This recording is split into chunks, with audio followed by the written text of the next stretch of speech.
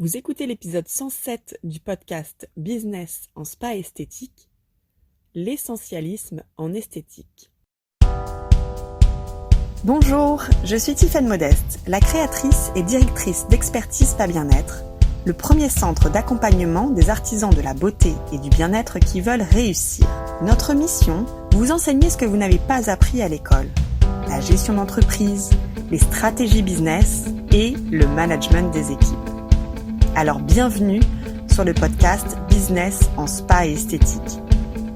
Chaque semaine, je vous invite à découvrir une nouvelle vision de votre métier avec les meilleures astuces que j'ai mises en place au cours de ma carrière, les outils que je partage avec nos clientes et leurs histoires de réussite, et les témoignages des grands acteurs de notre secteur.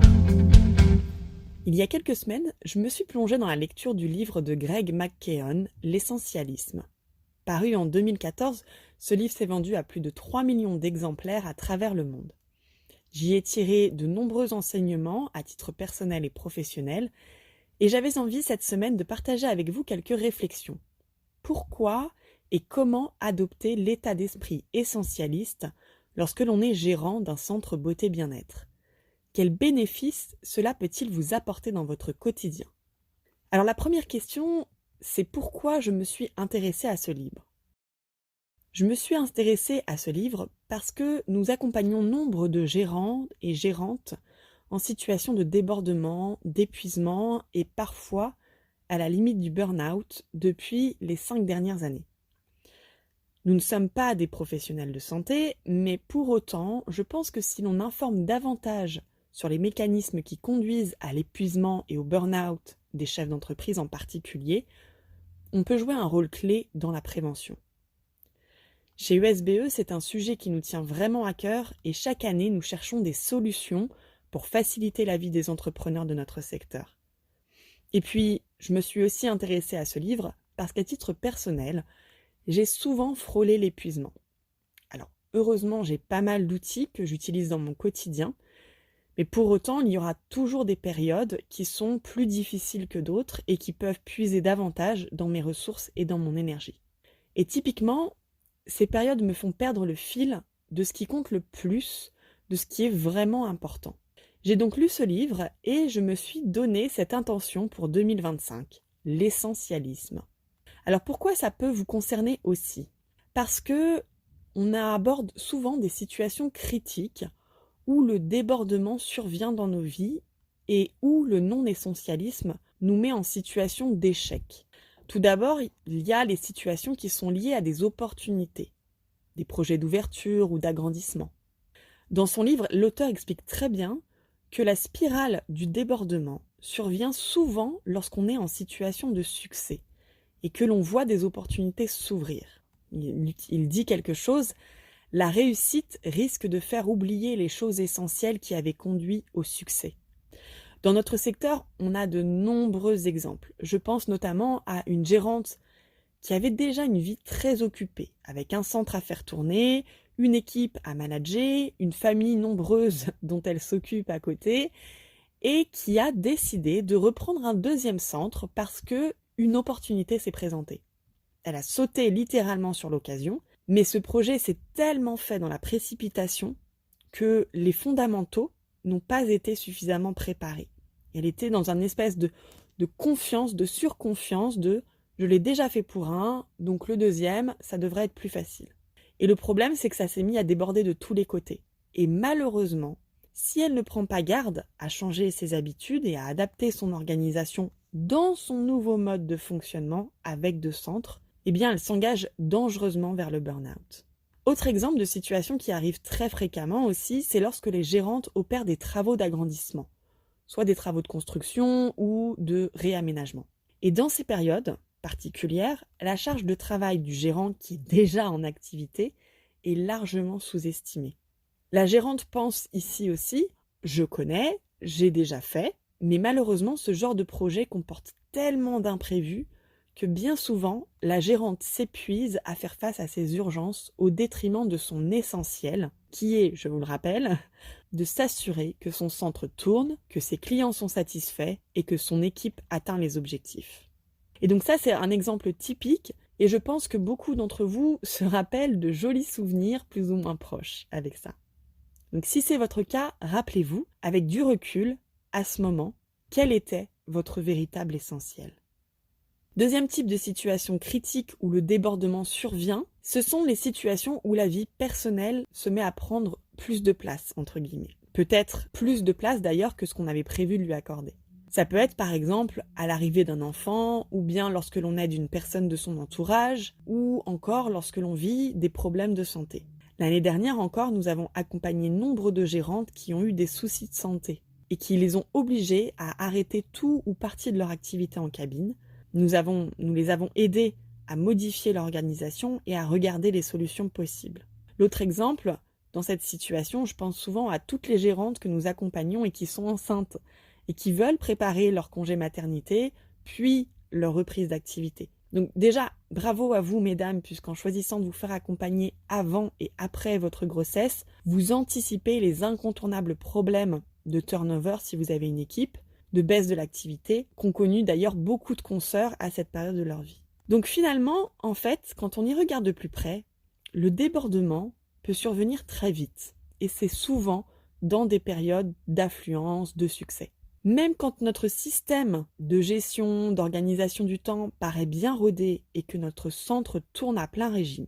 Donc ce sont finalement toutes les situations où il se passe quelque chose d'important et qui vient chambouler notre quotidien et notre organisation.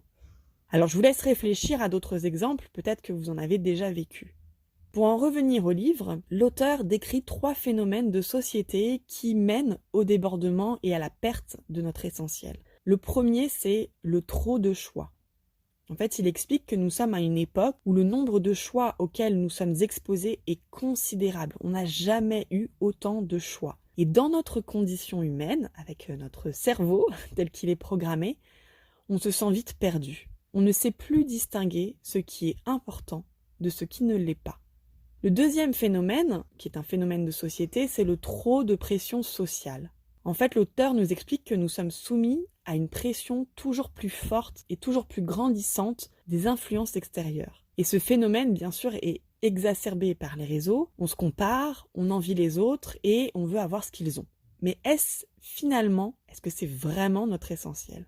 Et puis le troisième phénomène, c'est l'idée que l'on peut tout avoir. Alors ça, c'est certes une pensée très américaine qui a débarqué dans toute la société occidentale et qui nous pousse à caser toujours plus d'activités dans nos emplois du temps déjà bien chargés.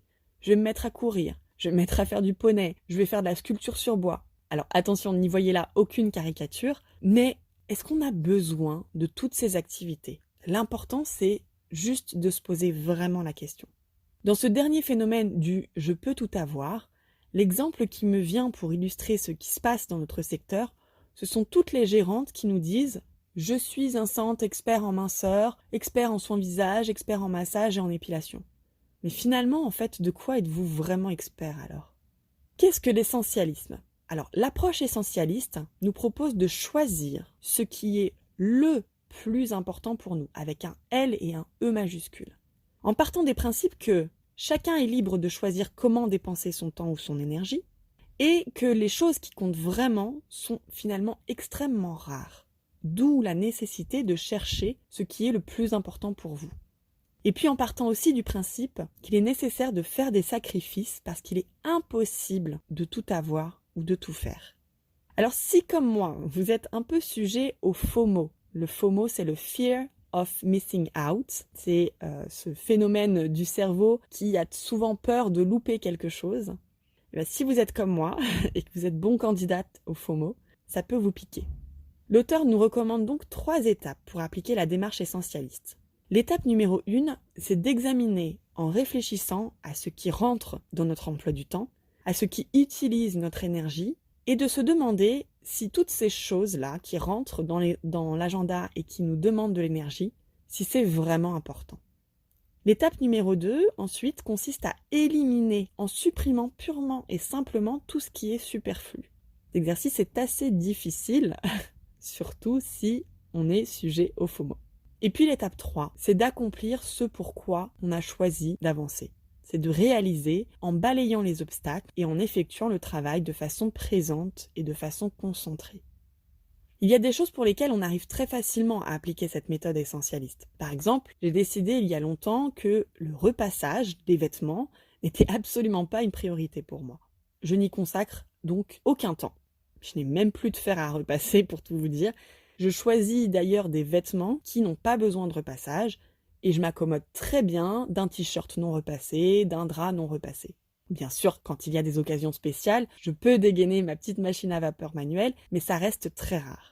Je souligne aussi, dans cet exemple, que j'ai la chance de ne pas avoir à porter un uniforme professionnel tous les jours. Parce que c'est vrai que lorsque j'étais en cabine, je repassais bien évidemment ma tenue professionnelle, mais pas le reste.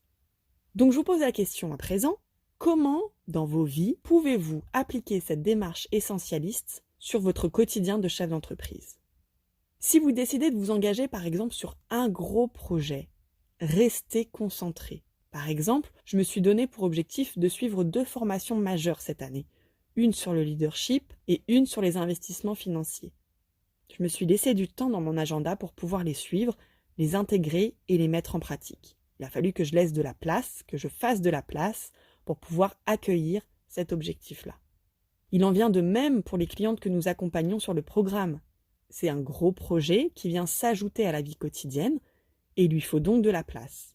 Et lorsqu'elles rejoignent le programme, les gérantes commencent par 2 modules clés, l'état d'esprit et la gestion du temps, afin de leur permettre de créer cet espace nécessaire dans leur agenda pour suivre le programme et avancer sur les mises en place tout au long de l'année. Donc, je vous invite à examiner ce qui est le plus important pour vous cette année. Ensuite, regardez ce que vous devez éliminer pour pouvoir lui faire de la place. Et enfin, tenez votre engagement en vous rappelant que ce que vous faites, c'est la chose la plus importante pour vous, la chose qui vous apporte un maximum de bénéfices. Et c'est en vous créant une routine autour de cet essentiel que vous pourrez l'accomplir presque sans effort. Alors je suis curieuse de savoir quel est votre essentiel pour cette année dans votre vie de gérant spa, beauté, bien-être. Je vous donne rendez-vous la semaine prochaine pour un prochain épisode. Si vous souhaitez aller plus loin et transformer votre activité et vos méthodes de travail, rendez-vous sur notre site internet expertise-spa-bien-être.fr. Découvrez le programme d'accompagnement et les cours ESBE conçus pour vous aider à développer vos compétences et faire de votre activité un véritable succès.